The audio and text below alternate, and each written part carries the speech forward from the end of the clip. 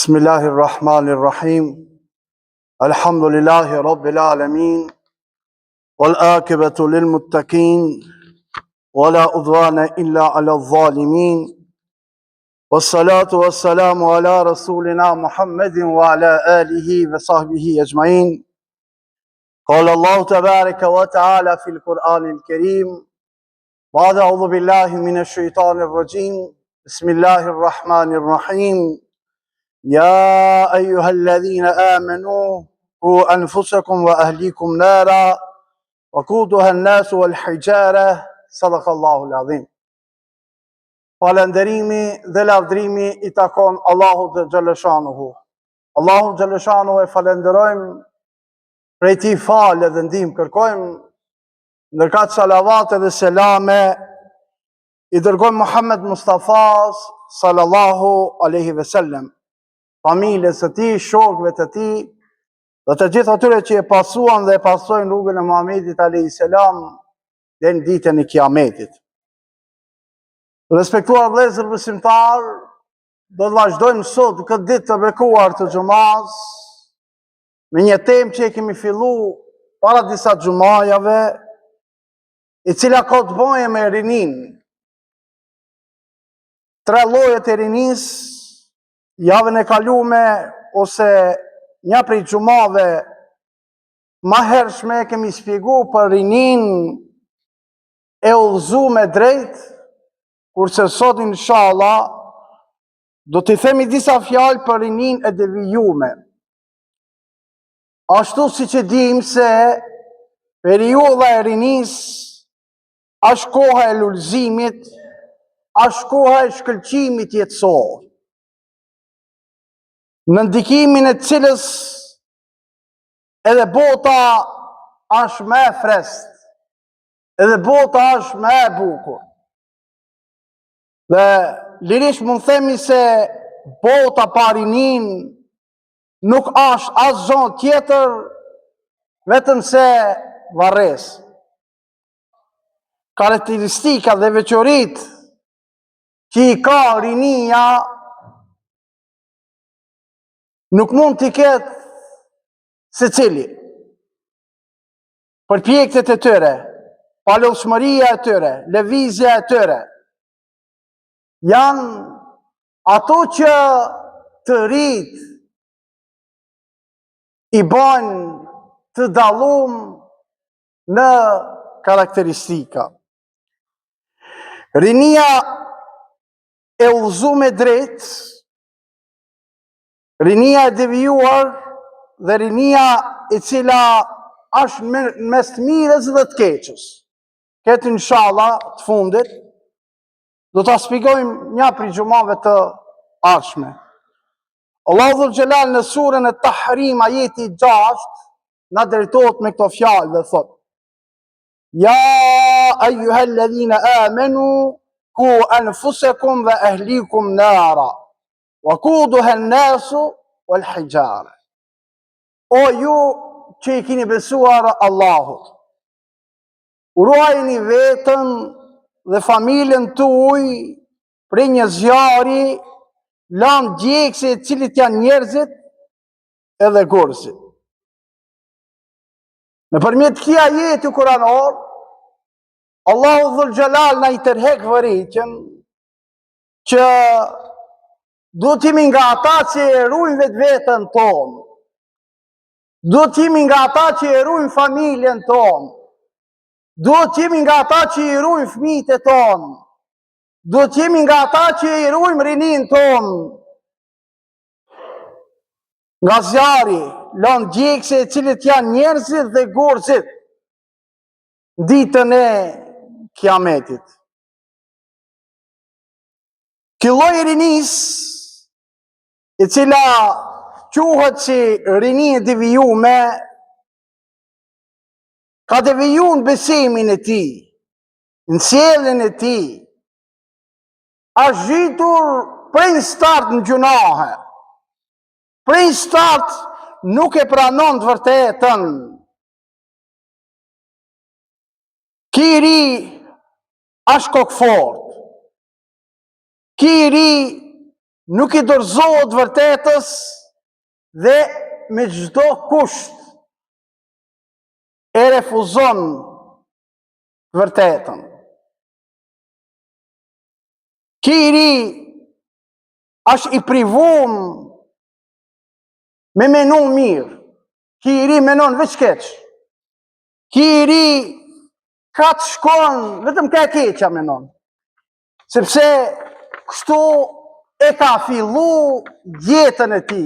Kështu e ka nis jetën e ti. Ki i ri e ka fillu jetën pa shahadet. Ki i ri e ka fillu jetën pa namaz. Ki i ri e ka fillu jetën pa Ramazan. Ki i ri e ka fillu jetën mos me respektu prindin, nanën, babën, vllavin, motrën. Ki i ri duket vetja se veç ki hecën si përfaqet tokës. Ki i ri kujton se ki ka arën këtë dunja dhe dunjaja është imvartë për këti. Kja është një i ri i cili ka deviju, se ka kuptu qëllimin e ardhjes së ti në këtë botë, në këtë jetë, i cila është e përkohshme. Devijimi i këtij trijut është prej çështjeve që më shumë të elaborohen sot, edhe prej çështjeve që i shqetëson shumë prindërit, por edhe pedagogët. Organizohen lloj-lloj seminar, organizohen lloj-lloj tribuna për këtë lloj të rinis, cilin nuk kanë arrit prindërit prej start me mësu, cilët nuk kanë arrit të edukojnë në edukatën islame. Dhe këto tri janë rrit me një edukatë islame, me një edukatë mas botës së materializmit. Mentja kanë shti fëmijës, veç pare duhet në dunja. Veç pare. Imanin, besimin se ka kërkun, te parja ment. E po, kur ta edukoj me vladin tonë, fëmijën tonë, menti këtë veç te parja, aj se njef Zotin, aj se njef pejgamberin, aj se njef nanën, aj se njef babën, aj se njef vllavin, aj se njef miqasien, aj se njef kojqien, sepse në këtë formë, kemi desht të edukojmë dhe këtë formë devijimit e ka mora. Një ditë, pejgamberi sallallahu alaihi wasallam dol mesin e sahabeve. Ata ishin zonën me veti në debat. Ishin hinë debat rreth kaderit të Allahu xhaleshanuhu. Dhe se cili prej tëre e selke si argument një ajet kuranor. Njëna grupe selke një ajet kuranor, qetra grupe selke një ajet kuranor. Kur i ngjoj pejgamberi sallallahu alaihi wasallam u skuq, u idhnu shumë dhe ju drejtu trive, a për që këta jeni urdhnu, a për që këta kini ardhën këtë dunjo, ta kundërshtojnë një Kur'anin me zveti, popujt para juve që qështu kanë deviju. Shikoni punë për të cilit jeni urdhnu t'i punëni, kursa ato që janë dalu, largohën e prej tëre. Ky ishte këshilla e Muhamedit alayhis salam. Dhe sot e kësaj dite, sidomos me daljen e rrjeteve sociale, jetëve të informimit, shohim debate të ndryshme o vëllezër të ndershëm besimtar. Sa që shpeshar habitemi se a janë nga mesi jonë, as janë nga mesi jonë. Shpeshar habitemi me disa njerëz, ka lexu 2 ajete kuranore, një 3 hadithe, edhe ja merr menja se e ka mësu islamin, kim debaton. Për ku e nis? Kusht Allah drejt ti me debatu. Para mendo, në kohën e pejgamberit sallallahu alaihi wasallam kanë jetu. Dhe në momentin që i kanë debatu ma jetë kuranore, që i kanë ditë shumë mirë jetët kuranore, pejgamberi alaihi salam i kanë dalu. E ku mos sot o vëllezër të ndershëm besimtar? Me bo me i këshirë shkronja të Koranit nuk i di, ai kallëzon islam. Feja islame nuk ka me muhabete. Feja islame nuk ka me të kallëzume, me të ngjume, po do të mësim. Pas mësimi do të praktikim. Nuk ka muhabete, veç me thonë. Gjithashtu, pejgamberi sallallahu alaihi wasallam transmetohet se njëherë në praninë e tij u çu një ignorant, edhe kundërshtoi vendimin e pejgamberit sallallahu alaihi wasallam për ndaljen e plaçkës së luftës. Ju drejtu pejgamberit sallallahu alaihi wasallam dhe i tha: ja Rasulullah, ndaje drejt. Pejgamberi sallallahu alaihi wasallam ju drejtu dhe i tha se njeh ke mirë, vaj halli për ti, po kush ka me e da drejt nëse unë nuk e daj drejt? Kush mundet më u njeriu më i drejt si për faqen e tokës përveç Muhamedit alayhi salam? E kur ki njeriu largu pejgamberi sallallahu alaihi wasallam, ju drejtu sahabëve, ju drejtu shokëve dhe ju tha: leni në shkoje se ndonjani prej nesh e nënçmon namazin e vetë, e nënçmon agjerimin e vetë, edhe pse e nënçmojnë edhe Kuranin që lexojnë, dalin edhe pi fesë islame, sikurse shigjeta nga haku. Shumë duhet më javnu mena në vëllezër. Nëpërmjet këtij hadithi du ta them këtë se mos mashtrohemi se filani pe e fal namazin, filani pe agjeron Ramazanin, filani e ka kry haxhin, filani e ka bo hatmën, filani lexon Kur'an. Vëllezër, kretë këto i ka për veti. Kretë këto se cili prej nesh i bojnë për vetveten tonë, për akiretin tonë. Mos të livdomi me këto se punë të madhe imi të bo. Mara borxha kimi, krijuesit tonë këto. Mos bomi nga ata të cilët livdohemi dhe krekosemi dhe lasdrohemi me namazet tona. Lasdrohemi me agjerimet tona, me shkruajin e haxh, ose me obligime shumë të tjera të cilët i bojnë. Për ahiretin tonë i kemi. Mos livdohemi me këto gjana, vëllezër të ndershëm besimtar. Thot pejgamberi sallallahu alaihi wasallam, ditën e gjykimit, robi nuk ka me e livrit as një hap, derisa mos vetet për 4 gjana. Ku e ka harxhu jetën e tij? Ku e harxhu jetën? E dyta, si e ka jetu rinin e tij? Pastaj, prej nga e ka fitu dhe si e ka shpenzu pasurinë e tij? Dhe diturin të cilin e ka fitu, çka ka ba me ta? E kjo pak i do një koment. Si e jetu jetën, vëllezër të ndershëm besimtar? Të çum jetën këtë botë. I ke bo 70 vetë. 70 vetë imër të dha Zoti, ose 50, ose 30, ose 40, pa morë parasysh. Si harxove? Ku e harxove? Me çka e harxove? Si do t'i shkojmë Zotit para? Si do t'i dalim Zotit para? Pastaj kohën më të mirë të jetës, rinin ku e kalove? E kalove me razit Zotit, ose kundër razit Zotit? Apo me statusët që i qisim në për portale, në për rrjetet sociale? Shumë njof, kur thëmë shumë, sepse ne si o xhallar takohemi me shumë grupe të njerëzve. Statuse, thuhet i që ki sahabi pejgamberit ashtë. Statuse. Mitët të shpërnda për din. A dhe beta falmi namazin, S'muj me falë namaz.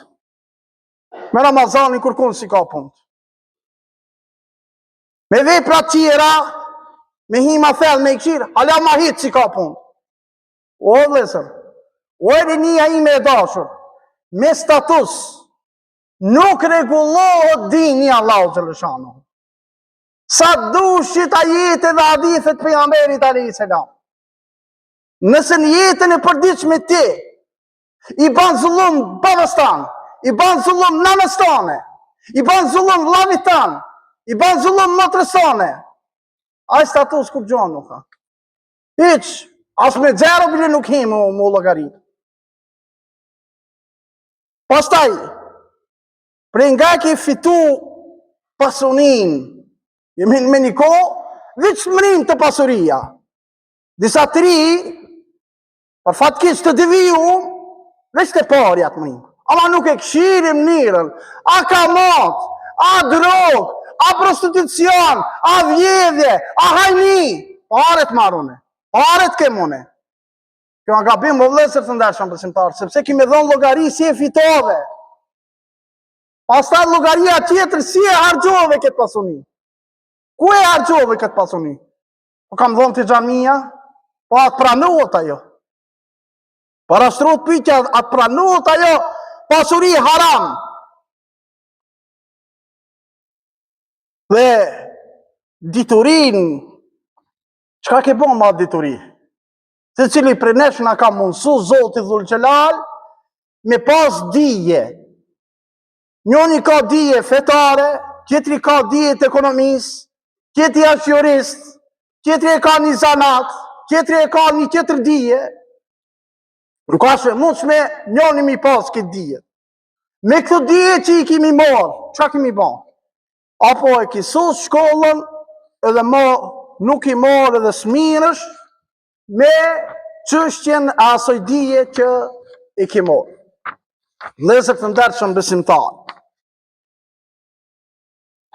Sipas ulemas, dietarëve islam, rinia ka deviju në shumë sfera. A ka mundësi, shko mikrofonin, bërë mëse që kisa të punu dhe ulala. Rinia ka deviju në shumë sfera. Fillimisht rinia jon e deviju me cila është, ka deviju në familje. Nuk e ngon babën, nuk e ngon nanën, nuk ngon vllavi më i madh. Ju e dini o vëllezër të ndershëm besimtar se ne si popull e kemi pas një respekt ndaj më të madhit, ndaj babës, ndaj nanës, po edhe ndaj vllavit më të madh. Vllavi më i madh akon për neve sikur se baba. Sot o vëllezër të ndershëm besimtar, mu si mduket, inshallah unë jam gabim. Nuk respektohet vllavi më i madh. Nuk nderohet vllavi më i madh. Devijimi i triva që to vëllezër të ndershëm besimtar. Nuk nderohet baba, nuk nderohet nana, nuk nderohet vllavi, nuk nderohet motra. Kjo devijim katastrofal dhe nuk mundesh mi thon vetit besimtari besimit islam. Në rast se ti ke deviju familjen tane. Pejgamberi alayhis salam na porosit kështu, khairukum li ahlihi wa ana khairukum li ahli. Më i miri prej juve është ai i cili është më i mirë për familjen e tij, ndërsa unë jam më i miri prej jush, nga si jam më i miri me familjen time. Mos bëmi nga ato tash francuzat shitemi. Ma ka një nauti familja ime. Baba e nana ta pas ka një nauti tia. Këtu devijon rinia jonë. Ma ka një nauti se kam fitu une pare shumë. Për qatë ma ka një nauti mu. Korrigjoni vetë vetën tu, vëllezër të ndershëm besimtar. Pastaj, rinia ka deviju në shoqëri. Në vend që ta ndihmojnë njëri tjetrin të rritë sot, e kundërshtojnë njëri tjetrin, sulmohen ndaj njëri tjetrit, bojnë gara me vepra të këqija ndaj njëri tjetrit. Për fat keq, nuk bojnë gara për punë të mira, se garat, punë të mira na udhënon edhe Allahu xhaleshanuhu. Pastaj rinia jonë ka deviju, pipi pak ma shkurt, edhe në xhami. Dikur ki i ri ka qenë namazfalës, dikur ki i ri ka qenë kontribues i xhamis. Sot i ka bo një 2 dinar edhe largohet pi xhamis, pi namazeve ditore, ka dal edhe pi xhumas, ka dal edhe pi bajramet. Ku qëndron imami jot? Ku qëndron besimi jot? Me çka deklaron ti musliman lëkin tanë? Ama ato statuset që i përmenën parqet? Dhe s'to menë se ka shumë shkaqe që ka deviju rinia jonë. E para, prej shkaqe është mos kuptimi i drejt i besimit islam. Shumë tri dhe treja nuk e kanë kuptu drejt islamin. Dhe këtu do të punojnë bashkarish, se cili prej nesh të jape kontributin e vetë, që të regulohet këtë çështje. Përbuzja e vetvetës shpesh herë ndohë, se pite vetvetja e fillojnë përbuzjen tonë, kush jam unë që të foli për dinin e Allahu xhaleshanu? Kush jam unë të e nënçmunë vetvetën dhe? Kush jam unë që këtë falë në xhami? Kush jam unë kje, kush jam unë kje, kush jam unë kje? Kjo është përbuzja e vetvetës.